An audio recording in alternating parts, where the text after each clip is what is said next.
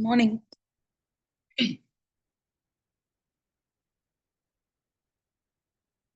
See, rhyme scheme வந்து last classல work out பண்ணி பார்க்க சொல்லியிருந்தோம். ட்ரை பண்ணி பார்த்தீங்களா?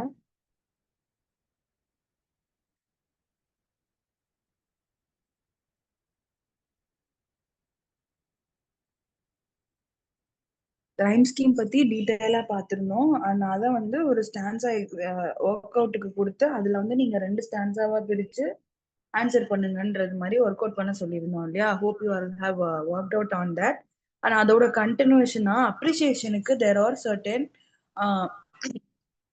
ஸ்டெப்ஸ் இருக்கு. ஆனா அது என்ன அப்படின்னா அப்ரிசியேஷனுக்கு பொறுத்த வரைக்கும் நமக்கு வந்து இந்த கண்டினியூஸா இந்த ஸ்டான்சாஸ் வருது இல்லையா?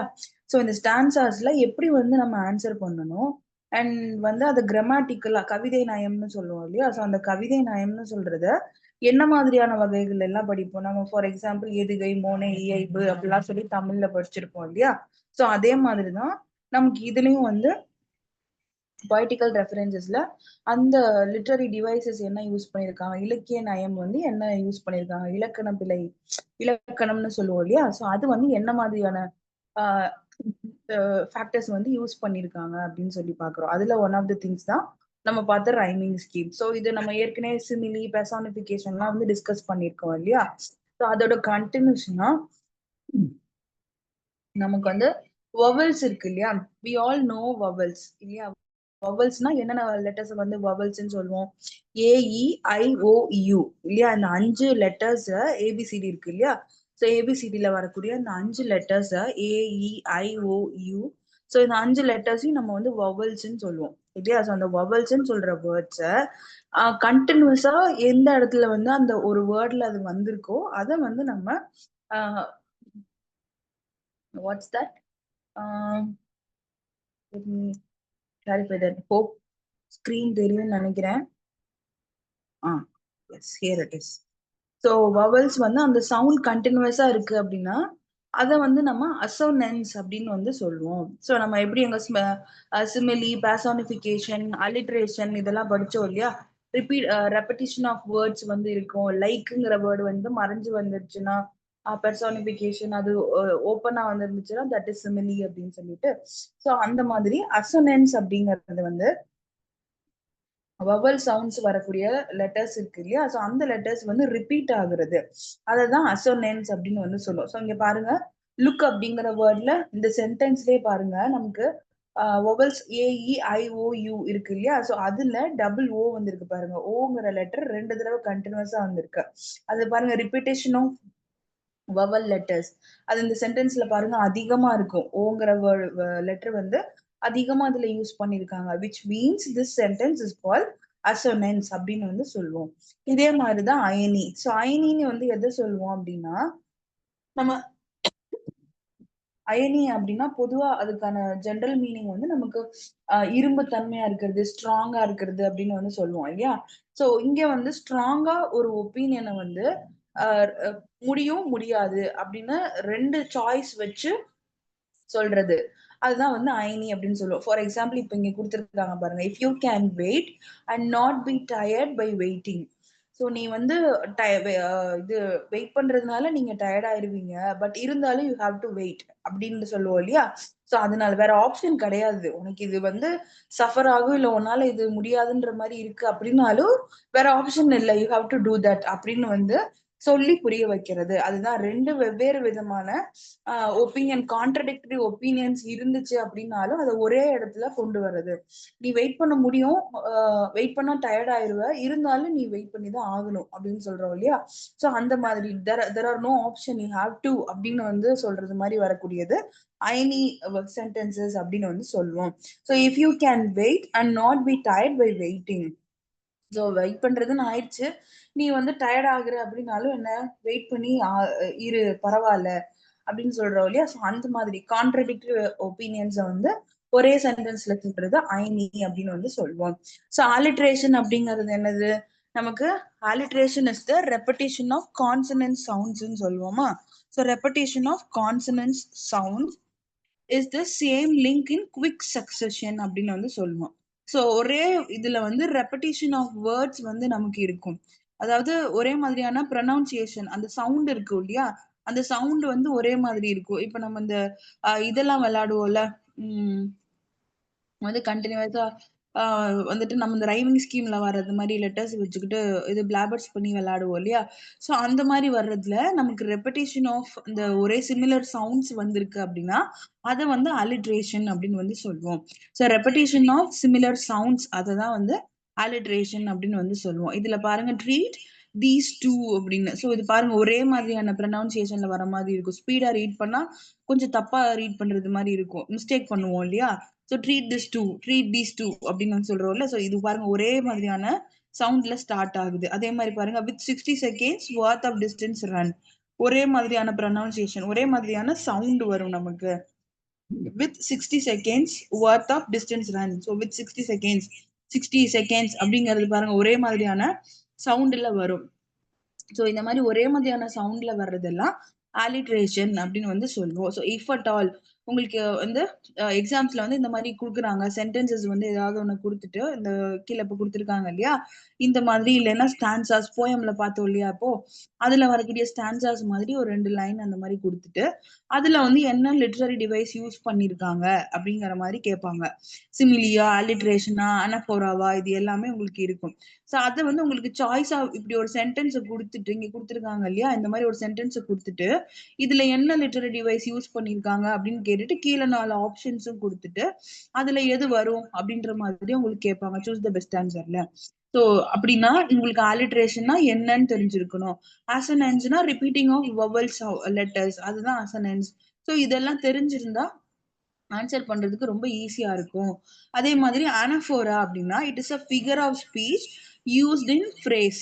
ஸோ ரிப்பீட்டடா பாத்தீங்கன்னா ஒரு ஃப்ரேஸ் ஆரம்பிக்கிறப்போ இந்த போயம்ல எல்லாம் பார்த்தோம்னா நமக்கு வந்து அடுத்தடுத்த லைன் ஆரம்பிக்கிறப்பையும் ஒரே வேர்டு ஃபர்ஸ்ட் வேர்டு வந்து ஒரே வேர்டா இருக்கும். எல்லா சென்டென்ஸ்லயும் ஃபர்ஸ்ட் வேர்டு வந்து ஒரே வேர்டா இருக்கும். இப்ப இந்த இஃப் போயம் பார்த்தோம் இல்லையா? இதுல கூட எல்லா சென்டென்சஸ்லயுமே இஃப்ங்கிற வேர்டு தான் முன்னாடி வந்திருக்கும் இல்லையா? ஒரு ஒரு சென்டென்ஸ் வேற வேற விஷயத்த சொல்லும். But start of the sentences must have if word. So if அப்படிங்கிற வேர்டு பாத்தீங்கன்னா இந்த ஸ்டான்சஸ் எல்லாத்துலயும் நமக்கு ஒரே மாதிரி வந்திருக்கும்.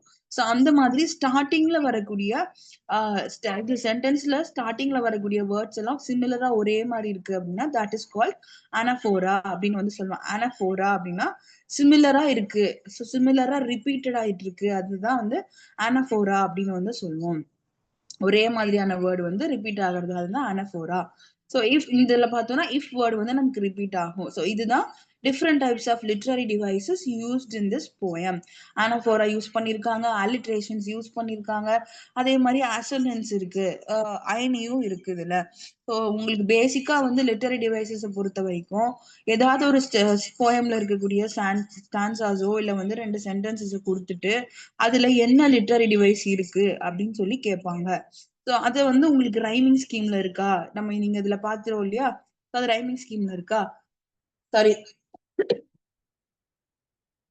சிமிலில இருக்கா?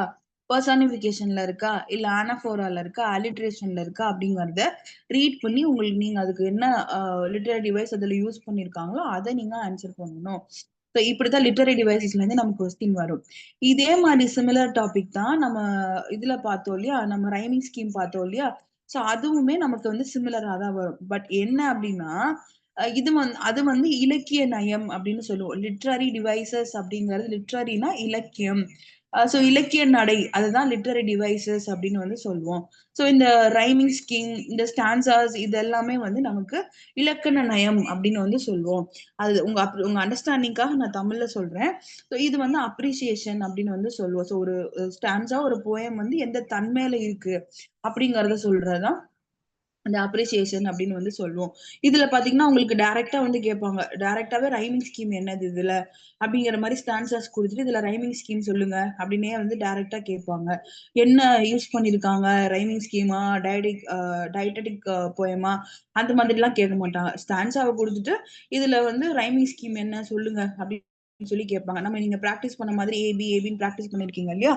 சோ அதுல இருந்து யூ கேன் ஆன்சர். அதே மாதிரி டைடாக்டிக் போயம் அப்படின்னு இருக்கு இல்லையா? ஸோ டைடாக்டிக் போயம்னா என்ன அப்படின்னா பிலாசபிக்கலா பிராக்டிக்கல் எக்ஸாம்பிள்ஸை வச்சு ஒரு விஷயத்த புரிய வைக்கிறது. அதுதான் டைடாக்டிக் போயம் அப்படின்னு வந்து சொல்லுவோம். ஸோ டைடாக்டிக் அப்படின்னா டைனா ரெண்டுன்னு அர்த்தம். டாக்டிக் அப்படிங்கிறது அந்த ஸ்டாட்டிஸ்டிக்ஸ் யூஸ் பண்ணுவோம் இல்லையா, அதாவது ப்ராக்டிக்கலா இருக்கக்கூடிய எக்ஸாம்பிள் ஏதாவது சொல்றோம்னா அந்த விஷயம் வந்து நமக்கு சீக்கிரம் புரியும். ஜென்ரலாவே நம்ம அப்படித்தானே கான்வர்சேஷன் வச்சுக்கிறோம்னா கூட ஏதாவது ப்ராக்டிக்கலா உங்களுக்கு புரியுற மாதிரி சொல்லணும்னா அப்படின்னு சொல்லிட்டு உங்க வீட்ல இருக்கிற எதையாவது ஒரு விஷயத்த எக்ஸாம்பிளுக்கு சொல்றப்போ உங்களுக்கு அந்த விஷயம் சீக்கிரமா புரியும் இல்லையா.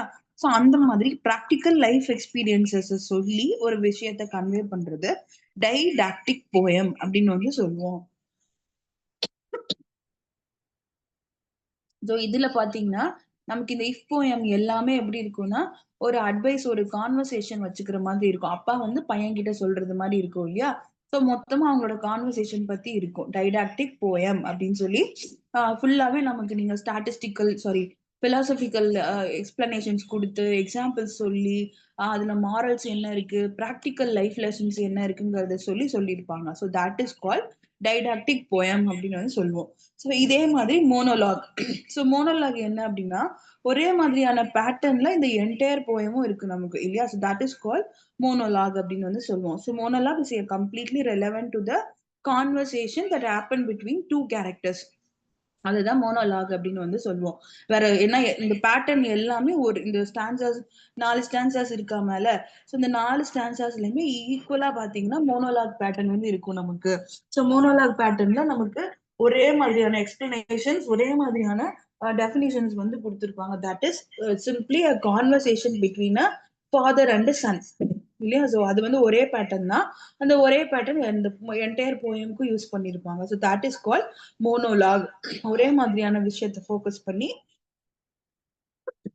என்டையர் விஷயத்தையும் கன்வே பண்றது தட் இஸ் மோனோலாக். மோனோனா ஒண்ணுன்னு அர்த்தம்.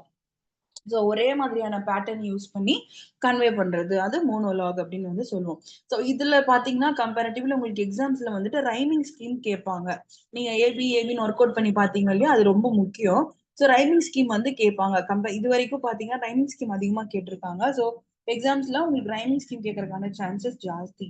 அண்ட் அதே மாதிரி அதுல பாத்தீங்கன்னா லிட்டரரி டிவைசஸ்ல ஏதாவது ஒரு சென்டென்சஸ் கொடுத்துட்டு அதுல இருந்து நமக்கு இது என்ன லிட்டரரி டிவைஸ் யூஸ் பண்ணிருக்காங்க, சிமிலியா பர்சானிபிகேஷனா மெட்டாஃபரா அப்படிங்கறத மட்டும் நீங்க சொல்ற மாதிரி இருக்கும்.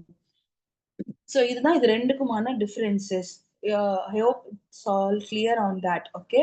சோ இதுல வந்து நம்ம கிராமர் போர்ஷன் மட்டும் நம்ம பார்க்கணும் இல்லையா. சோ கிராமர் போர்ஷனை பொறுத்த வரைக்கும் நம்ம ஏற்கனவே டைரக்ட் இன்டைரக்ட் ஸ்பீச் வந்து பார்த்திருக்கோம் இல்லையா. ப்ரீவியஸ் லெசன்ஸ்ல we have discussed detail on direct indirect speech எப்படி அதை கன்வே பண்ணணும்னு சொல்லிட்டு நம்ம ஒர்க்கிங் ஆக்டிவிட்டி எல்லாம் கூட கொடுத்துருந்தோம்.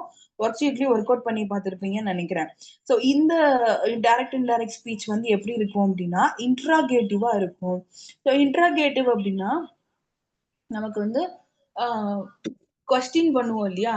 கொஸ்டின் பண்ணி கேள்வி கேட்கறது. ஸோ ஒருத்தர் 2 பேருக்கு வந்து இப்போ என்கிட்ட வந்து இவங்க இப்படி கேள்வி கேட்டாங்க அப்படின்னு வந்து நான் அவங்க இன்னொருத்தர் கிட்ட சொல்றது. ஸோ எனக்கும் என் ஃப்ரெண்டுக்கும் ஒரு கான்வர்சேஷன் நடக்குது. என் ஃப்ரெண்டு வந்து எனக்கு கொஸ்டின் பண்ணாங்க அப்படின்னா நான் போய் அதை வந்து வீட்டுல எங்க அம்மா கிட்டயோ இல்ல வீட்டுல யாருக்கிட்டயோ போயிட்டு இந்த மாதிரி இந்த ஃப்ரெண்டு வந்து என்ன இப்படி கேட்டாங்க அப்படின்னு சொல்லுவோம் இல்லையா. அதேதான். அதே மாதிரி அவங்க கேட்ட கேள்வியாவே நம்ம இன்னொரு கிட்ட சொல்றோம். ஸோ அதை இங்கிலீஷ்ல எப்படி கிராமட்டிக்கலா சொல்லுவோம் அப்படின்றதுதான். ஸோ டைரக்ட் ஸ்பீச்ல பாருங்க நமக்கு இப்போ இந்த எக்ஸாம்பிளுக்கு she said to me, அவங்க சொன்னாங்க என்கிட்ட, are you coming to the party. So இது வந்து நான் அப்படியே போய் கன்வே பண்றேன். மொத்தமா இந்த மாதிரி வந்தாங்க, என்ன பார்த்தாங்க, வந்து நின்னுட்டு இப்படி கேட்கறாங்க அப்படின்னு சொல்லிட்டு அவங்க நம்ம கிட்ட என்ன கேள்வி கேட்டாங்களோ அந்த கேள்வி அதே கேள்வி நீ சாப்பிட்டியா அப்படின்னு கேட்கறாங்க அப்படின்னா நீ சாப்பிட்டியான்னு என்ன கேட்டாங்க அப்படின்னு சொல்லுவோம் இல்லையா. சோ அதே இதை நம்ம கேஷுவலா இதுல இதுல சொல்றோம் அப்படின்னா என்னை சாப்பிட்டியான்னு கேட்டாங்க அப்படின்னு சொல்லுவோம் இல்லையா. அது வேற. அவங்க கேட்ட கேள்வியே கேள்வியாவே நம்ம சொல்றது இன்னொருத்தர்கிட்ட. இன்னொரு ஃபார்ம் என்னது, அவங்க கேட்ட கேள்விய இதுதான் கேட்டாங்க அப்படின்னு கண்டென்ட்டை மட்டும் சொல்றது. ஸோ இதுதான் டைரக்ட் ஸ்பீச் இன்டைரக்ட் ஸ்பீச் அப்படின்னு வந்து சொல்லுவோம். ஸோ டைரக்ட் ஸ்பீச்ல பாருங்க she said to me. So என்ன சொல்றோம், அவங்க சொன்னாங்க she said to me, are you coming to the party. so she said to me என்கிட்ட சொன்னாங்க நீ பார்ட்டிக்கு வரியா அப்படின்னு அப்படின்னு வந்து சொல்றோம். ஸோ இதே வந்து இன்டைரக்ட் ஸ்பீச்ல சொல்றப்ப எப்படி சொல்லுவோம், என்கிட்ட கூட கேட்டாங்க அப்படின்னு சொல்லுவோம் இல்லையா? சோ அந்த மாதிரி she asked me, என்கிட்ட கேட்டாங்க if I was coming to the party அப்படின்னு வந்து கேக்குறது. So that is indirect speech அப்படின்னு சொல்லுவோம். So she asked me. Indicative sentences பொறுத்த வரைக்கும் நீங்க வந்து டைரக்ட் ஸ்பீச் இன்டைரக்ட் ஸ்பீச்ச வந்து கொஸ்டின் பேப்பர்ல பாக்குறீங்க அப்படின்னா கண்ணு மூடிட்டு இந்த இன்ட்ராகேட்டிவ் ஃபார்ம்ல இருந்துச்சு அப்படின்னா ஒரு விஷயம் நீங்க கன்வெர்ட் பண்றப்போ யூஸ் பண்ணக்கூடியது செட் டூன்னு இருக்கா. இந்த செட்டுங்கிறத எடுத்துட்டு நம்ம அங்கேயே இதுக்கு முன்னாடி நார்மல் சென்டென்ஸ்ல பாத்தீங்கன்னா டோல்டுன்னு யூஸ் பண்ணுவீங்க. சோ இதுல இன்ட்ராகேட்டிவா வருது இப்படி கொஸ்டின் மார்க் வந்திருக்கு இதுல அப்படின்னா ஆஸ்க்டுன்னு போட்டுருங்க. ரொம்ப சிம்பிள், இது ஒரே விஷயம் தான். ஆஸ்க்டுன்னு போட்டுருங்க. ஆஸ்க்டுனா கேக்குறாங்க, சாரி கேட்டாங்க அப்படின்னு வருமா. So she asked me if I was coming to the party. So if அப்படிங்கிற வேர்டு கண்டிப்பா வந்துடணும். சென்டென்ஸ்ல இருக்கு அப்படின்னா கொஸ்டின் பண்ணிருக்காங்க அப்படின்னா கொஸ்டின்ல இருக்குனாலே you have to add if word. If அப்படிங்கறத வந்து கேட்டணும். அதாவது நான் வரேனான்னு கேட்டாங்க அப்படின்னு டவுட்டா ஒரு விஷயத்த சொல்றோம் இல்லையா. சோ அங்க இஃப் அப்படிங்கறது வந்து வந்துடணும். இஃப் அட் ஆல் இது நடந்துச்சுன்னா அப்படின்னு சொல்லி சொல்றோம் இல்லையா. சோ அந்த மாதிரி டவுட்ல இருக்கிற விஷயங்கிறதுனால you have to add if word. So இந்த மாதிரி கொஸ்டினா கேக்குறது வந்து பாக்குறீங்க அப்படின்னாலே நீங்க டைரக்டா டோல்டு மீ அப்படிங்கிறதுக்கு பதிலா asked me, sorry set to me அப்படிங்கிறதுக்கு செட்டுக்கு பதிலா ஆஸ்க்டு மீ அப்படின்னு டைரக்டாவே நீங்க போட்டுடலாம். ஸோ செட்டு எடுத்துட்டு இதுக்கு முன்னாடி நார்மலா டோல்டு போடுவோம் இல்லையா, அதுக்கு பதிலா ஆஸ்க்டுன்னு மட்டும் போட்டுக்கிறீங்க. பிகாஸ் யூ ஆர் கொஸ்டினிங் இல்லையா. ஸோ அதுல she asked me if I was coming to the party. If அப்படிங்கிற வேர்டு அங்க வந்து தட் வேர்டு ஆட் பண்ணுவோமா நடுவுல. ஸோ இங்க இஃப் ஆட் பண்றோம். If are you coming to the party, உங்களை தான் கேக்குறாங்க இல்லையா, நீங்க தான் பார்ட்டிக்கு போறீங்களான்னு கேக்குறாங்க. ஸோ அதை நீங்க என்ன சொல்லுவீங்க, என்னைய கூட கேட்டாங்க அப்படின்னு சொல்லுவீங்க. சோ அப்ப you have mention that I was coming to the party. So இங்க என்ன கொடுத்திருக்காங்க, ஆர் கொடுத்திருக்காங்க. ஆர் அப்படின்னாலே அதனுடைய பாஸ்ட் டென்ஸ் என்னவா இருக்கும், வாஸா இருக்கும் இல்லையா. சோ அதனால ஐ was coming to the party. ரொம்ப சிம்பிள். உங்களுக்கு எப்பவுமே டைரக்ட் ஸ்பீச் இன்டைரக்ட் ஸ்பீச்ல நீங்க இன்டைரக்ட் ஸ்பீச்சா கன்வெர்ட் பண்றீங்க அப்படின்னா அது நீங்க ஒரு நடந்து முடிஞ்ச விஷயத்த வந்து சொல்ல போறீங்க இல்லையா. இப்ப நீங்க ஒரு 10 நிமிஷத்துக்கு முன்னாடியோ இல்ல ஒரு 10 வருஷத்துக்கு முன்னாடியோ நடந்த ஒரு விஷயத்த இப்ப நீங்க சொல்றீங்க, அதுதான் இன்டைரக்ட் ஸ்பீச்னு சொல்லுவோம். சோ அப்படி நீங்க சொல்றப்போ நீங்க அந்த விஷயத்த டைரக்டா கன்வே பண்றீங்க அப்படிங்கறதுனால அத பாஸ்ட் டென்ஸ்ல தான் சொல்லணும்.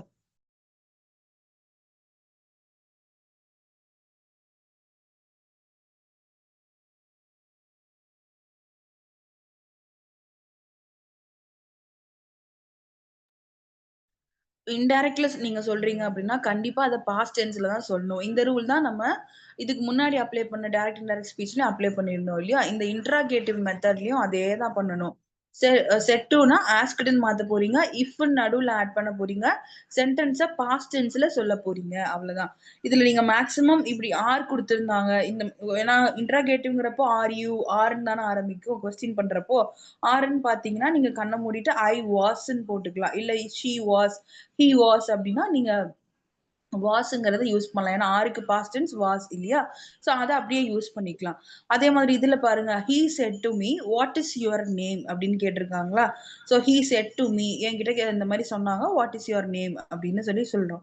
அத வந்து இன்டைரக்ட் ஸ்பீச்சா சொல்றப்போ எப்படி சொல்லுவோம், நீங்க விஷயத்த கன்வே பண்றப்போ he asked me, said to அப்படின்னா asked மாத்துவோமா. So asked me what my name was. So இங்க பாருங்க இஸ்ங்கிறதுக்கு வாஸ் போட்டிருக்கோமா. சோ அதோட பாஸ்ட் டென்ஸ் யூஸ் பண்ணிருக்கோம். அதே மாதிரி what my name was. So your name அப்படிங்கிறது இட் பிகம்ஸ் மை நேம். ஏன்னா என் பேரை தானே கேட்டாங்க. நான் சொல்றப்போ இந்த மாதிரி என்கிட்ட கேட்டாங்க என் பேர் என்னன்னு அப்படின்னு சொல்லுவோம் இல்லையா. ஹி ஆஸ்க்டு மீ, என்கிட்ட கேட்டாங்க வாட் மை நேம் வாஸ் அப்படின்னு. சோ வாட் மை நேம் வாஸ்ன்னு கேட்டிருக்காங்க. சோ இந்த இடத்துல நீங்க வந்து இஃப் யூஸ் பண்ண தேவையில்லை. இந்த மாதிரி WH கொஸ்டின்ஸ் வந்திருக்கு, வாட், வேர், ஹூ, வென் அந்த மாதிரி வந்திருக்கு அப்படின்னா நீங்க வந்து இதுல அந்த WH வேர்டையே நீங்க திருப்பி இதுல யூஸ் பண்ணிக்கலாம். இன்டைரக்ட் ஸ்பீச்சை பொறுத்த வரைக்கும் மத்த இந்த மாதிரி ஆர், ஹேட், வில் அப்படின்லாம் வந்து கொஸ்டின் ஸ்டார்ட் ஆகும் இல்லையா, அதுக்கெல்லாம் நீங்க இஃப் வந்து கண்டிப்பா ஆட் பண்ணணும். இது ஒரு ஷார்ட்கட் தான், கிராமட்டிக்கலா அப்ளை ஆகாது. நான் உங்களுக்கு அண்டர்ஸ்டாண்டிங்காக ஷார்ட்கட்ல சொல்லி தரேன். ஸோ மத்த WH கொஸ்டின்ஸுக்கெல்லாம் நீங்க அந்த WH கொஸ்டின் அப்படியே இன்டைரக்ட் ஸ்பீச்ல போடணும். மத்த இது எல்லாத்துக்குமே நீங்க அந்த இஃப் வேர்டு ஆட் பண்ணணும். Are, had, will you, had you, are you அப்படின்லாம் வந்திருக்கு அப்படின்னா நீங்க நடுவுல இஃப் வேர்டு ஆட் பண்ணணும். இல்லைன்னா தேவை கிடையாது. WH கொஸ்டின் வேர்டு என்ன வந்திருக்கோ அதையே நீங்க திருப்பி ரிப்பீட்டா போட்டுக்கலாம். இப்படிதான் இன்ட்ராகேட்டிவ் கொஸ்டின் கேட்டாங்கன்னா ஆன்சர் பண்ணணும். ஸோ இதே மாதிரி தான் கீழே கொடுத்துருக்காங்க பாருங்க. She said to me, did you finish your homework அப்படின்னு. So she asked me if did யூன்னு இருக்கா. ஸோ இஃப் ஆட் பண்ணிக்கிறோம். இஃப் யூ அப்படிங்கிறது என்னவாகும், ஐ ஆகும். ஏன்னா உங்ககிட்ட தானே கேக்குறாங்க, மீன்றது நீங்க தானே. So I had finish, had ஃபினிஷ்டுன்னு கொடுக்குறோம். ஸோ இதுங்க என்ன கொடுக்குறோம், பாஸ்ட் டென்ஸ்ல கொடுக்குறோம் இல்லையா. ஸோ டிட் அப்படிங்கிறதுக்கு பாஸ்ட் டென்ஸ் என்ன கொடுப்போம், ஹேட், ஹேவ்னு கொடுப்போமா. ஸோ ஐ ஹேட் முடிச்சிட்டோம். முடிச்சிட்டியான்னு கேட்டாங்க அப்படின்னு சொல்லுவோம் இல்லையா. ஸோ முடிச்சிட்டியா அப்படிங்கறதுனால ஹேட் ஃபினிஷ்ட், முடிச்சிட்டோமா அப்படிங்கிறது பாஸ்ட் டென்ஸ்ல வரும். So had finished my homework அப்படின்னு சொல்லி சொல்றது. அதே மாதிரி பாருங்க, he said when did you go there. he said when did you go there, எப்போ போற அப்படின்னு சொல்லி, எப்போ நீ அங்க போற அப்படின்னு கேக்குறோம் இல்லையா. he enquired. ஸோ நீங்க என்ன பண்ணலாம், ஆஸ்க்டுன்னு கொடுக்கலாம். இல்லைன்னா என்ன பண்ணலாம், என்கொயர்டு அப்படின்னு கொடுக்கலாம். இப்போ போலீஸ் எல்லாம் நம்மள வந்து கேள்வி கேட்கறாங்க அப்படின்னா யூ ஹேவ் டு ஆன்சர். அதெல்லாம் என்ன சொல்லுவோம், என்கொயரின்னு சொல்லுவோமா. ஸோ என்கொயர் அப்படிங்கிறது கொஸ்டின் கேட்கறது, அதுதான் என்கொயர் அப்படின்னு வந்து சொல்லுவோம். So he enquired what I had gone, sorry when I had gone there, நான் எப்ப அங்க போவேன்னு என்ன கேட்டாங்க அப்படின்னு சொல்லுவோம் இல்லையா. ஸோ அதுதான் he enquired when I had. When அப்படியே யூஸ் பண்றோமா, WHக்கு அப்படியே யூஸ் பண்றோம். ஐ யூ என்ன ஆயிடும், ஐ ஆயிடும்.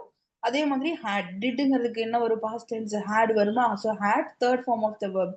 கோங்கிறது நம்மளோட வேர்ப் இல்லையா, அதை பாஸ்ட் டென்ஸ்ல கொடுக்குறப்ப என்ன கொடுப்போம், கோ, வெண்ட், கான்னு கொடுப்போமா. ஸோ கான் தேர் அப்படின்னு கொடுக்குறோம். ஸோ இந்த மாதிரி தான் நம்ம நீங்க மாத்தக்கூடிய சென்டென்ஸை கம்ப்ளீட்டா, சாரி, கம்ப்ளீட்டா இன்டைரக்ட் ஃபார்ம்ல மாத்தணும். So he enquired when I had gone there, நீ எப்போ அங்க போனேன்னு எனக்கு கேட்டாங்க அப்படின்னு சொல்றது. அதே மாதிரி பாருங்க, Shantaram said to me where did you put my keys. So எங்க நீ கீஸ் வச்சிருக்க அப்படின்னு சொல்லி கேக்குறாங்க. இதுலயும் பாருங்க செட் டு என்ன ஆயிடுது, wondered me, sorry, Shantaram wondered where I had put his keys. தேடுறப்போ சொல்லுவோம் இல்லையா, நம்ம இங்க ஒண்டர்டும் போட்டுக்கலாம், இல்லைன்னா நீங்க ஆஸ்க்டுன்னு போட்டுக்கலாம். Ask where I had put his keys, நான் சாவி எங்க வச்சேன்னு என்ன கேட்டாங்க அப்படின்னு சொல்றோம் இல்லையா. ஸோ வேர் ஐ ஹேட், அந்த டிட்டுங்கிறது என்ன ஆயிடுது, பாஸ்ட் டென்ஸ்ல ஹேட் ஆயிடுது. அதே மாதிரி புட் மை கீஸ், புட் மைங்கிறது என்ன ஆயிடுது, ஹிஸ்ன்னு ஆயிடுது. ஸோ இந்த மாதிரி தான் சென்டென்சஸ் வந்து பார்க்கணும். ஸோ புட்டுக்கு வந்து நீங்க பாஸ்ட் டென்ஸ் பாத்தீங்கன்னாலும் புட்டு தான் வரும். ஸோ அதனால புட் இஸ் கீஸ் அப்படின்னு வந்து சொல்லுவோம். ஸோ இப்படிதான், ரொம்ப சிம்பிள் தான், சின்ன சின்ன விஷயம் தான். WH கொஸ்டின் பாத்தீங்கன்னா அப்படியே போட்டுக்க போறீங்க, இல்லைன்னா இஃப்ங்கிற வேர்டு மட்டும் ஆட் பண்ண போறீங்க. ஸோ ஸ்டார்டிங்ல ஆஸ்க்டு இல்லைன்னா என்கொயர்ட் அப்படின்னு வந்து ஆட் பண்ணிக்க போறீங்க செட்டுக்கு பதிலா. மற்றபடி எல்லா சென்டென்ஸும் நம்ம இதுக்கு முன்னாடி பார்த்தோம் இல்லையா, டைரக்ட் இன்டைரக்ட் ஸ்பீச், அதே பேட்டர்ன் தான் இங்கேயும் வந்து போடுறோம். ஸோ கொஸ்டின் ஃபார்ம்ல இருக்கிறதுனால இஃப் தேவை, அந்த டிட் யூ, ஆர் யூன்றதுக்கு இஃப் தேவைன்னா ஆட் பண்ணுவோம். மற்ற WH இதுனா நமக்கு இஃப் ஆட் பண்ண தேவையில்ல, அதே போட்டுக்கலாம். இதுதான் மற்ற எக்ஸாம்பிள்ஸ் எல்லாம் கொடுத்துருப்பாங்க.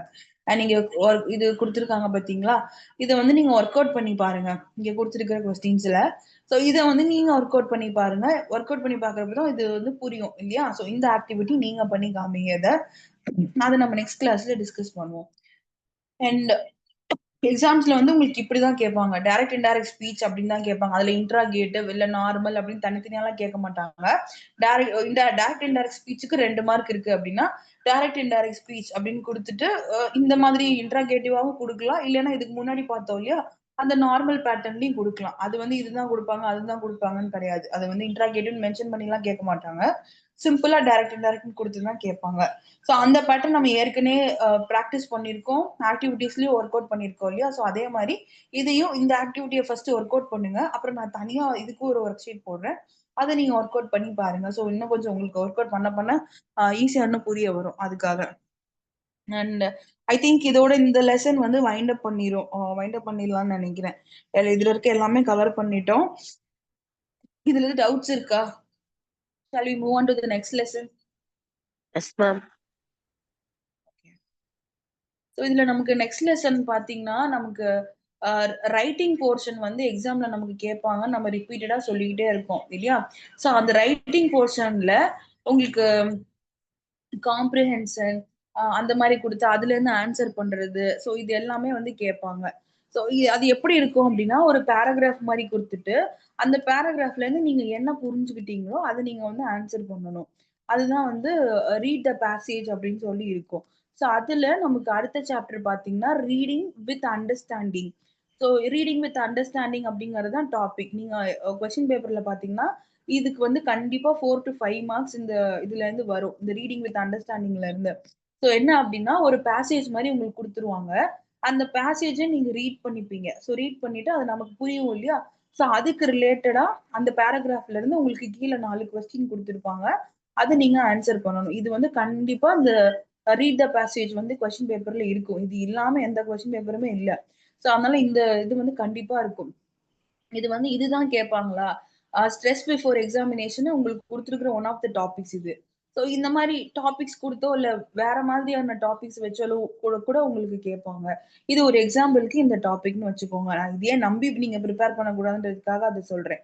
ஸோ இதுக்கு வந்து எப்படி டீட்டெயிலிங்கா குடுத்திருப்பாங்க அப்டின்னா, இப்ப இந்த மாரி இன்ட்ரோடக்ஷன் குடுத்திருக்காங்க இல்லையா? இதெல்லாம் வந்து கொஸ்டின் பேப்பர்ல வராது. ஸோ இந்த இன்ட்ரோடக்ஷன்ல பாருங்க, ஸ்ட்ரெஸ் பிஃபோர் எக்ஸாமினேஷன் அப்படிங்கிறது அஃப்கோர்ஸ் எக்ஸாமினேஷனுக்கு முன்னாடி எல்லா எக்ஸாம்ஸ்க்கு முன்னாடியும் ஒரு ஸ்ட்ரெஸ் இருக்கும் இல்லையா? எழுதுறவங்களுக்கும் ஒரு ஸ்ட்ரெஸ் இருக்கும். டீச்சர்ஸ்க்கு ஒரு ஸ்ட்ரெஸ் இருக்கும். பேரண்ட்ஸ் இருக்காங்கன்னா, பேரண்ட்ஸ்க்கு ஒரு ஸ்ட்ரெஸ் இருக்கும். கரெக்ட்டா பண்ணிருவாங்களா? எழுதிருவாங்களான்னு ஒரு பயம் இருக்கும் இல்லையா? அதுவும் சின்ன வயசுல இருக்காங்க, சின்ன சின்ன பசங்க இருக்காங்கன்னா, அவங்கலாம் எக்ஸாம் எப்படி எழுதுவாங்க? ஃபர்ஸ்ட் டைம் எக்ஸாம் எழுத போறாங்களேன்னு ஒரு பயம் இருக்கும். அதே கொஞ்சம் பெரிய பெரிய கிளாஸ்ஸுக்கு போறப்போ, ஃபெயில் ஆயிடுவாங்களோ, இல்ல பாஸ் ஆயிடுவாங்களோ, இல்ல சில பேரண்ட்ஸ்க்கு ஃபர்ஸ்ட் மார்க் எடுக்காம போயிடுவாங்களோ, ஃபுல் மார்க் எடுத்துருவாங்களோ, இந்த மாரி ஏதாவது ஒரு ஸ்ட்ரெஸ் வந்து இருக்கும். அதே மாதிரி தான் அந்த பர்ட்டிகுலர் சில்ட்ரனுக்குமே இருக்கும். இல்ல பிரிப்பேர் பண்றாங்க இல்லையா? நம்ம கரெக்ட்டா பண்ணிடுவோமா? எழுதிடுவோமா? கொஸ்டின் பேப்பர் ஈஸியா வந்துருமா? இல்ல நம்ம இத பாஸ் பண்ணிருவோமா? இல்ல மார்க் எடுத்துருவோமா? இல்ல ஃபர்ஸ்ட் மார்க் எடுத்துருவோமா? இந்த மாதிரி பல மாதிரியான பயம் வந்து எல்லாத்துக்குமே இருக்கும் இல்லையா? சோ அதுதான் ஸ்ட்ரெஸ் பிஃபோர் எக்ஸாமினேஷன்.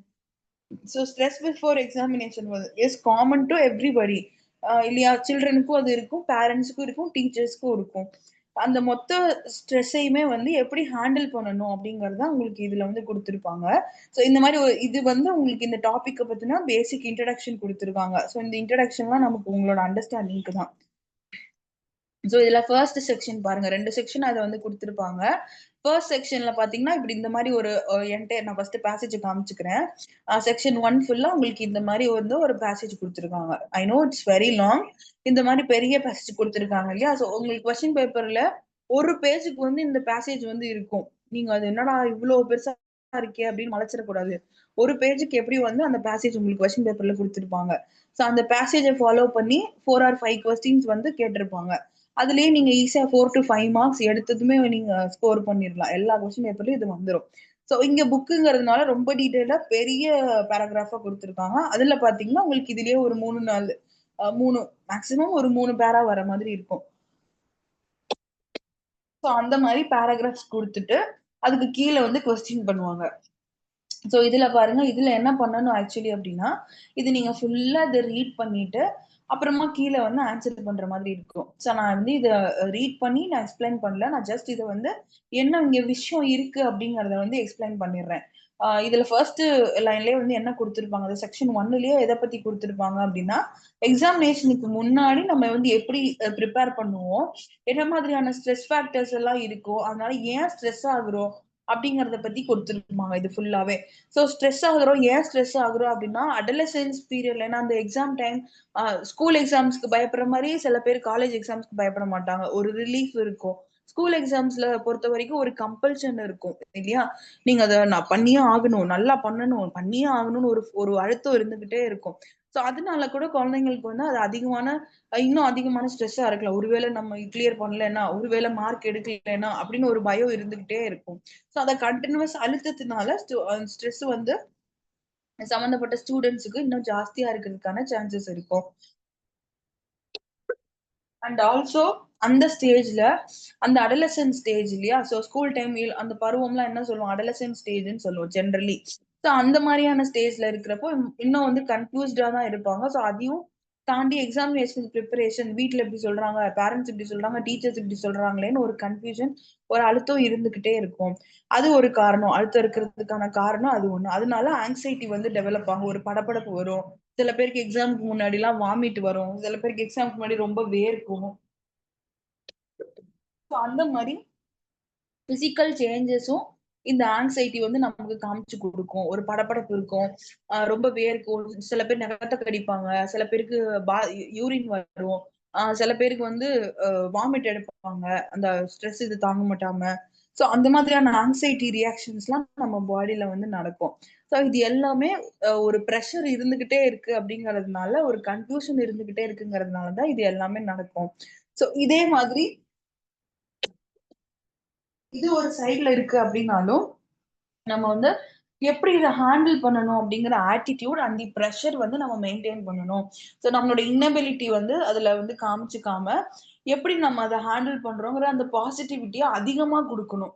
ஸோ இந்த டைம்ல நீ அப்படியா ஆகலைன்னா இப்படிப்பா, இப்படி ஆயிடுச்சுன்னா அப்படிப்பா அப்படின்னு சொல்லாம, உன்னால முடியும், நீ ப்ரிப்பேர் பண்ணிருக்க, நல்லதா தான் வரும், நீ போவ, உன்னால எழுத முடியும் அப்படிங்கிற ஒரு பாசிட்டிவிட்டிய அதிகமா கொடுத்துக்கிட்டே இருக்கணுங்கிறது ரொம்ப முக்கியம். We have to make sure that the student should be aware of their own confidence. அவங்களோட ஓன் ப்ரிப்பரேஷன்ல அவங்க கான்பிடென்டா இருக்க மாதிரி நம்ம பேசணும். நீ நல்லாதான் படிச்சிருக்க, நல்லாதான் கேள்வி வரும், ஒன்னும் பயப்படாத, நல்லா எழுது அப்படிங்கிற பாசிட்டிவிட்டியை நம்ம ரிப்பீட்டடா கொடுத்துக்கிட்டே இருக்கணும். அது ரொம்ப முக்கியம். ஸோ இதை தாண்டி நம்மளோட மெமரி பவருக்கு என்ன மாதிரியான விஷயம்லாம் வேணுமோ அந்த வயசுல வந்து அதை நம்ம கரெக்டா கொடுக்கணும்.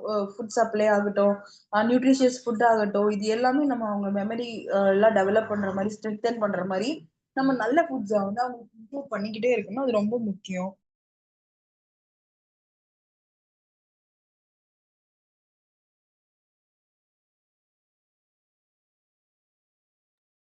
அது ரொம்ப முக்கியம். அதே மாதிரி நல்ல கான்சென்ட்ரேஷன் இருக்கிற மாதிரி அவங்களோட மெமரிக்கு நம்ம கொஞ்சம் ஹெல்ப் பண்ணணும், கோப் அப் பண்ணணும். இதை பண்ணிரு, அதை பண்ணிரு அப்படின்னு சொல்லாம, ஓகே ஒன்னும் பிரச்சனை இல்லை, இதை பண்ணு அப்படின்னு சொல்லி அவங்களுக்கு கொஞ்சம் அந்த அழுத்தத்தை கொடுக்காம கொஞ்சம் ரிலாக்ஸ் பண்ணி அதை நம்ம ரியலைஸ் பண்ற மாதிரி கொடுக்கணும். அது ரொம்ப முக்கியம். அதே மாதிரி லாஜிக்கலா ஒரு விஷயத்தை அணுகிறதுக்கு சொல்லி கொடுக்கணும். நீ வந்து இப்போ இதை எழுதுற, பாஸ் ஆயிட்ட இல்ல ஃபெயில் ஆயிட்ட அப்படிங்கறதையும் நம்ம வந்து மென்ஷன் பண்ணி சொல்லணும். ஓகே ஒன்னும் பிரச்சனை இல்லை, ஃபெயில் ஆனாலும் இல்ல நீ மார்க் எடுக்கலைன்னாலும் கம்மியா எடுத்தாலும் அடுத்த வாட்டி இதை பாத்துக்கலாம், அதுக்காக அழுத்தப்படாத, ஸ்ட்ரெஸ் எடுத்துக்காத அப்படிங்கிற மாதிரியான விஷயத்த லாஜிக்கல் அக்செப்டன்ஸை வந்து நம்ம கொடுக்கணும். ஏன்னா பிராக்டிக்கலி என்ன வேணா நடக்கும் இல்லையா? சோ அதுக்காக நம்ம மைண்ட் ப்ரிப்பேர்டா இருக்கணும்ன்றதுக்காக லாஜிக்கலி நீ வந்து யோசி, நீ இவ்வளவு படிச்சிருக்க, கொஸ்டின் பேப்பர்ல இவ்வளவு வரும்னா உன்னால எழுத முடியும்னா நீ எழுது, இல்ல முடியல, மறந்துட்ட இது அப்படின்னா நம்ம அதுக்கேத்த மாதிரியான கான்சிக்வன்சஸ்க்கும் நீ ரெடியா இருந்துக்கோ, நம்ம அடுத்த வாட்டி பாத்துக்கலாம். சோ இந்த மாதிரியான ஒரு பாசிட்டிவ் ஆட்டிடியூட் வந்து அவங்களுக்கு கொடுத்துக்கிட்டே இருக்கணும். ரொம்ப முக்கியம். சோ அது வந்து அவங்களோட ஆங்ஸைட்டியை கம்மி பண்றதுக்கு இன்னமுமே ஹெல்ப் பண்ணும் அப்படிங்கிறது. அதே மாதிரி 7 to 8 hours of sleep is necessary. So அவங்க இவ்வளவு நேரம் தூங்குறது, பிரெயின் ஃபங்க்ஷன் ஆகிறதுக்கு டைம் கொடுக்கறது, பாசிட்டிவ் தாட்ஸை கண்டினியூஸா சொல்லிக்கிட்டே இருக்கிறது. ஸோ இது எல்லாமே கண்டினியூஸ் ரியாக்ஷன்ஸ். நம்ம இதெல்லாம் கொடுக்கறதுனால இந்த ஸ்ட்ரெஸ்ஸை வந்து மேனேஜ் பண்ண முடியும். ஸோ அதுதான் இந்த ஃபர்ஸ்ட் செக்ஷன்ல உங்களுக்கு வந்து டீட்டெயிலா கொடுத்துருக்காங்க. ஸோ அதை கொடுத்துட்டு அதுக்கு கீழே கொஸ்டின் கேட்டிருக்காங்க பாருங்க, இந்த ட்ரூ ஆர் ஃபால்ஸ் மாதிரி கேட்டிருக்காங்க பாருங்க. இதுல கேட்டிருக்காங்க இல்லையா, only students get stressed before examination. False இல்லையா? இப்போதான் நம்ம பார்த்தோம், ஸ்டூடெண்ட்ஸ் மட்டும் கிடையாது, எல்லாருமே ஸ்ட்ரெஸ் ஆகுறோம். எக்ஸாமினேஷன் ரிலேட்டபிளா இருக்கக்கூடிய எல்லாருக்குமே அது ஸ்ட்ரெஸ் தான். அதே மாதிரி failure to cope with development task is one of the sources of stress for அடலசென்ட்ஸ்.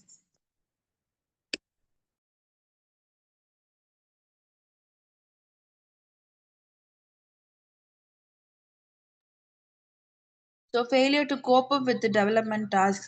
அதுவும் நீங்க டெவலப்மெண்ட் டாஸ்க்ஸ் எல்லாம் வந்து நல்லா பண்றீங்க, அந்த ஸ்ட்ரெஸ் மேனேஜ்மெண்ட்ல வந்து நம்ம வீக்கா இருக்கும் அப்படிங்கிறது ஒரு முக்கியமான காரணம். ஸ்ட்ரெஸ் மேனேஜ், ஆமா அதெல்லாம் நம்ம டெவலப் பண்ணாதனாலதான் அழுத்தம் வந்து இருந்துகிட்டே இருக்கு. அப்போ ஆன்சர் வந்து ட்ரூ, அதை சரியா பண்ணலாதனாலதான் வருது அப்படின்னு. சோ இந்த மாதிரி ஒரு பேசேஜ் கொடுத்துட்டு அதுக்கு கீழே வந்து அதுக்கு ரிலேட்டபிளா இருக்கக்கூடிய கொஸ்டின்ஸ் வந்து கேட்பாங்க. அதாவது டைரக்ட் ரிலவென்ஸா இருக்கிற மாதிரியான கொஸ்டின்ஸ் கேட்பாங்க. அது இந்த மாதிரி ட்ரூ ஆர் ஃபால்ஸாவும் இருக்கும், இல்லைன்னா கொஸ்டின் ஃபார்ம்லயும் இருக்கும். இப்ப இங்க கேட்டிருக்காங்க பாருங்க, select a suitable title for the passage. So இந்த மாதிரியும் கேட்பாங்க. இப்ப இந்த பேசேஜை நீங்க ரீட் பண்ணீங்க, அந்த பேசேஜுக்கு நீங்க ஒரு டைட்டில் கொடுங்க அப்படின்னு சொல்லிட்டு 3 கொடுத்துருக்காங்க. ஸோ இந்த 3ல வந்து எந்த டைட்டில் சொல்லலாம்? ஸ்ட்ரெஸ் இன் மாடர்ன் லைஃப், டுடேஸ் யூத், இல்லைன்னா எக்ஸாமினேஷன் ஃபீவர். ஸோ இதுல 3ஐயும் நீங்க பாத்தீங்கன்னா கம்பேரிட்டிவ்லி எது இங்க மோஸ்ட் சூட்டபிள் ஆகும்னு யோசிக்கணும். ஸ்ட்ரெஸ் இன் மாடர்ன் லைஃப் அப்படிங்கிறது இந்த எக்ஸாமினேஷன் ஸ்ட்ரெஸ்ங்கிறது இன்னைக்குனே தெரியல, ரொம்ப காலமா இருக்கு. ஸோ இது மாடர்ன் லைஃப் ஸ்ட்ரெஸ்ஸான்னு கேட்டா கிடையாது. அப்போ இது வராது. டுடேஸ் யூத், ஸோ இந்த காலத்துலதான் இது இது இருக்கா, இந்த அழுத்தம் இருக்கா அப்படின்னு கேட்டா அப்படி கிடையாது. இது ரொம்ப காலமா இருக்கு. ஸோ இதுவுமே வந்து சூட் ஆகாது. ஸோ எக்ஸாமினேஷன் ஃபீவர் அப்படிங்கிற டாபிக் வந்து நம்ம கொடுக்கலாம். இந்த மாதிரி ஒரு பேசேஜ்க்கான டாபிக் என்ன கொடுக்கலாங்கிறது மாதிரியும் கேட்பாங்க. ஸோ அதுக்கு ப்ரிப்பேரா இருந்துக்கணும். ஸோ இதே மாதிரிதான் அடுத்த செக்ஷனுமே.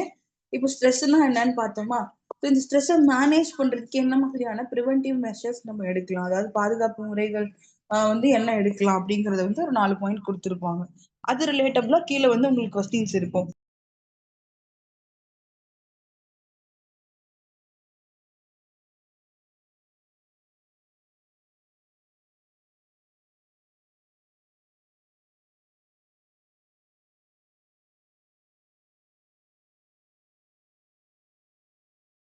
அதுக்கு ரிலேட்டபிளா கீழே கொஸ்டின்ஸும் சேர்த்து நம்ம கொடுத்துருப்பாங்க.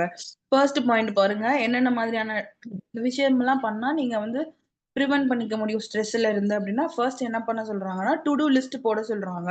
ஸோ டு டூ லிஸ்ட் அப்படின்னா டெய்லி வந்து இந்த விஷயத்தெல்லாம் நான் கவர் பண்ணணும்னு நம்ம ஒரு செக்லிஸ்ட் எழுதுவோம் இல்லையா, அதான் டு டூ லிஸ்ட். இதெல்லாம் நான் பண்ணணும் அப்படின்னு சொல்லி. ஸோ அதுக்கு நீங்க என்ன மாதிரி 3 கேட்டகரிஸ்ல வந்து டேபிள் போட சொல்றாங்க. ஸோ 3 கேட்டகரிஸ் என்னென்னா, category A, category B, category சின்னு போட சொல்றாங்க. கேட்டகரி ஏல இம்பார்ட்டன்டான விஷயங்களும், பில லெஸ் இம்பார்ட்டன்ட் விஷயங்களும், சில நீங்க ரொட்டீனா பண்ணக்கூடிய விஷயங்கள், இது 3யும் கேட்டகரை பண்ணி பிரிச்சு வச்சுக்கணும். ஸோ முக்கியத்துவமான விஷயம் என்னவா இருக்கணும், எக்ஸாம் ப்ரிப்பரேஷனா இருக்கணும். லெஸ் இம்பார்ட்டன்ட் அப்படிங்கிறது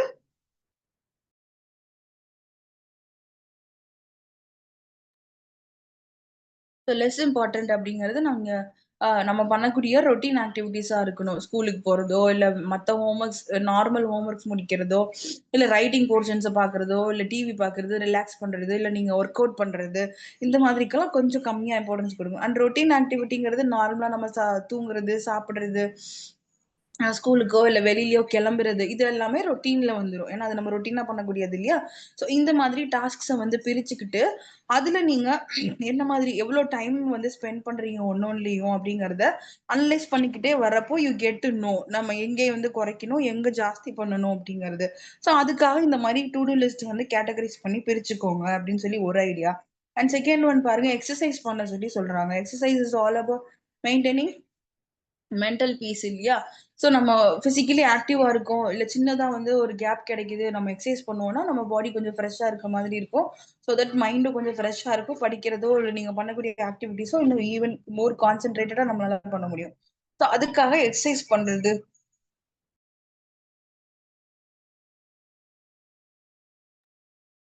பிசிக்கல் ஆக்டிவிட்டி ஜாஸ்தியா இருக்க மாதிரி விஷயங்கள் பண்றது ரொம்ப முக்கியம். அண்ட் ஆப்ஷன் தேர்ட் ஆப்ஷன்ஸ் என்னன்னா, hobbies help to reduce stress. So நம்ம பண்ணக்கூடிய ஹாபிஸ் வந்து நமக்கு ஸ்ட்ரெஸ் ரிலீவ் இருக்கும்.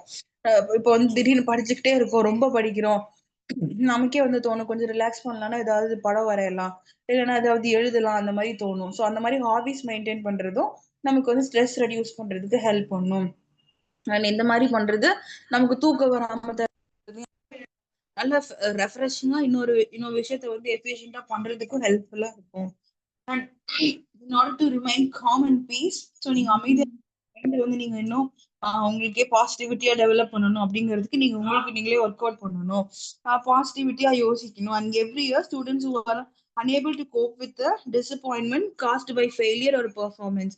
ஸோ ஒவ்வொரு தடவையும் இந்த மாதிரியான விஷயம் நடக்குது, ஒரு டிசப்பாயின்மெண்ட் நடந்திருக்கு, இல்ல லாஸ்ட் இயர் வந்து இது நடந்திருக்கு, அடுத்தடுத்த வருஷம் இதெல்லாம் நடந்திருக்கு அப்படின்றத வந்து ஒரு பாசிட்டிவ் ரீஇன்ஃபோர்ஸ்மெண்டா, ஒன்னும் பிரச்சனை இல்லை, அங்க எப்படி நடந்துச்சு, அப்புறம் இத்தனை பேர் வந்து சப்ளிமெண்டரி எக்ஸாம் எழுதினாங்க, எழுதி கிளியர் பண்ணாங்க. ஸோ இந்த மாதிரியான பாசிட்டிவ் ஆப்ஷன்ஸ் என்ன இருக்குன்னு அதையுமே ப்ரிஃபர் பண்ணி முன்னாடி சொல்லணும். ஸோ இது எல்லாமே டிஃப்ரெண்ட் டைப்ஸ் ஆஃப் ஆப்ஷன்ஸ் வந்து நம்ம எப்படி மெயின்டைன் பண்ணணும் அப்படின்றதுக்காக சொல்றது. அண்ட் இதை பேஸ் பண்ணி கீழே வந்து கொஸ்டின்ஸ் நமக்கு கொடுத்துருக்காங்க பாருங்க. ஸோ இதுல வந்து நமக்கு அதுல பார்த்தோம் இல்லையா, பேசேஜ்ல வந்து என்ன மாதிரி டைட்டில் கொடுப்பீங்க அப்படின்னு கேட்டிருந்தாங்க. ஸோ அதே மாதிரி இதுலயும் வந்து நமக்கு என்ன மாதிரியான ஹெட்டிங்ஸ் வந்து நீங்க மேட்ச் பண்ணுவீங்க இந்த ஒவ்வொரு பாயிண்ட்ஸுக்குமே. 4 பாயிண்ட்ஸ் கொடுத்துருக்காங்க இல்லையா. ஸோ 4 பாயிண்ட்ஸுக்கும் ஒரு பாயிண்ட்டுக்கும் என்னென்ன ஹெட்டிங் கொடுப்பீங்க அப்படின்னு சொல்லி கேட்டிருக்காங்க பாருங்க கீழே. ஸோ அதே மாதிரி வந்து இந்த மாதிரியான விஷயம் டிஃப்ரெண்ட் சீக்வன்சஸ் கொடுத்துருக்காங்க பாத்தீங்களா, இந்த மாதிரி சீக்வன்சஸ் இது வந்து நீங்க உங்க ஒர்க் அவுட் பண்றதுக்கு கம்ப்ளீட்லி ஒரு ஆக்டிவிட்டி. நீங்க ஒர்க் அவுட் பண்றப்போ இதுலதான் இப்படி ரெலவன்ஸ் இருக்கு அப்படிங்கறது வந்து புரியணும் அப்படின்றதுக்காக இந்த ஆக்டிவிட்டி. அண்ட் இது மேல பாக்குறோம் இல்லையா, இந்த மாதிரி பேசேஜுக்கு வந்து டைட்டில் வைக்க சொல்றது, அண்ட் வந்து பேசேஜ்ல இருந்து என்ன உங்க பாயிண்ட் ஆஃப் வியூ என்ன புரிஞ்சது, அந்த மாதிரியான கேள்விகள் வந்து ஜாஸ்தியா கேட்பாங்க. ஸோ இப்படிதான் வந்து பேசேஜ்ல இருந்து கேட்கிற கேள்வி இருக்கும். ஸோ ஆல்சோ ரிமெம்பர், இந்த லெசன்ல இருந்து கண்டிப்பா ஒரு 4 to 5 மார்க்ஸ் கிட்ட கொஸ்டின்ஸ் வந்து நமக்கு வந்துடும். ஒரு பேசேஜ் கொடுத்துருவாங்க, கீழே 4-5 கொஸ்டின்ஸ் கொடுத்துருவாங்க. ஸோ அந்த பேசேஜுக்குள்ள இருந்து தான் அந்த கேள்வி இருக்கும், அந்த பேசேஜ்ல இருந்து தான் உங்களுக்கு பதிலே இருக்கும். நீங்க ரீட் பண்ண போறீங்க, அந்த பேசேஜ் உங்களுக்கு என்ன மாதிரி புரியுதோ அதுக்கு கீழே அதுக்கு கொடுத்துருக்காங்க இல்லையா, இப்போ நீங்க புரிஞ்சதை வச்சு அந்த பேசேஜுக்கு ஒரு டைட்டில் கொடுக்க போறீங்க, புரிஞ்சதை வச்சு அந்த ஒவ்வொரு ஹெட்டிங்க்கும் இதெல்லாம் மேட்ச் ஆகும் நீங்களா ரெலவென்ட் பண்ணி ஒரு இது கொடுக்க போறீங்க. ஆர் எல்ஸ் உங்களோட ஓன் ஒப்பீனியனை அதுல ஷேர் பண்ண போறீங்க. ஸோ இப்படிதான் reading with comprehension, read the பேசேஜ்ங்கிற மெத்தடே நமக்கு இருக்கும்.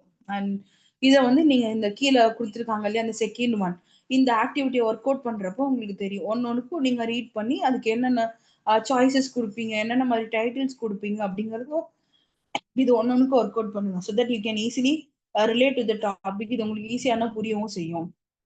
So this is how this lesson goes on. So இப்படிதான் கேக்குறாங்க, எக்ஸாம்ல கேக்குறாங்க அப்படின்னா நீங்க இதை இப்படிதான் ஆன்சர் பண்ணணும் அப்படின்றது.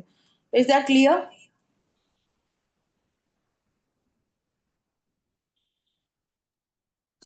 Yes, ma'am.